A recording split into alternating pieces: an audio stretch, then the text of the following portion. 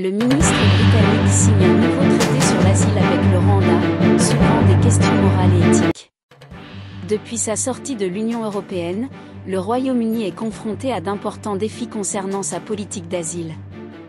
James Cleverly est le troisième secrétaire d'État à se rendre au Rwanda après Sulla Braverman et Priti Patel pour sauver la politique controversée du Royaume-Uni en matière d'asile.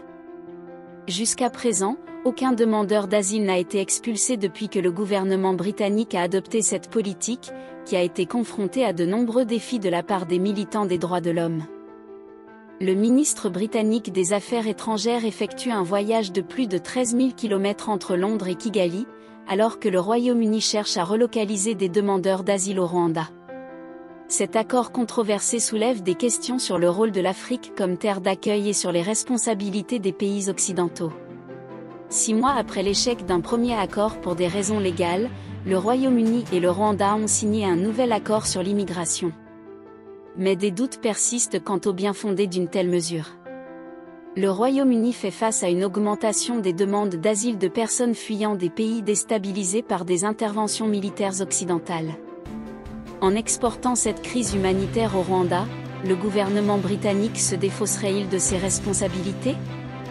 Si le nouvel accord répond à certaines critiques juridiques, son éthique reste contestable. La coopération du président rwandais Paul Kagame semble en contradiction avec son engagement panafricain. Certains s'interrogent, le Rwanda se laisse-t-il exploiter par des intérêts occidentaux ? Cela créerait-il un précédent pour que l'Afrique serve de décharge au reste du monde ? Des solutions durables passeraient par un changement de politique étrangère des pays occidentaux et la prise en compte de leurs devoirs moraux découlant de leurs interventions militaires. Le président Kagame devrait aussi défendre la souveraineté de son continent. Que pensez-vous de tels accords ? L'Afrique doit-elle refuser d'être le réceptacle des crises humanitaires d'autres pays ? Ou peuvent-ils présenter des avantages mutuels ?